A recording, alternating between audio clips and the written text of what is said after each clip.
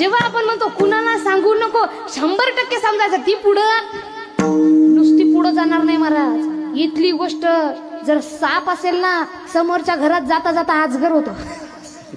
बरोबर ना. इथं जर म्हटलंय साप निघला तिथपर्यंत जाऊस तो अजगर त्याचा होतो. कळलं का?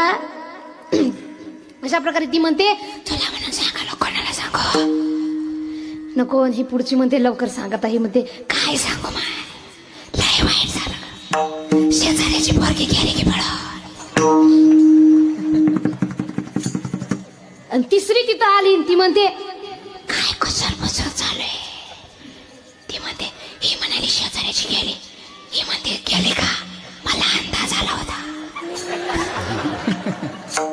गेली जाऊ दे, पण मला दोघांसोबत वाटलं होतं.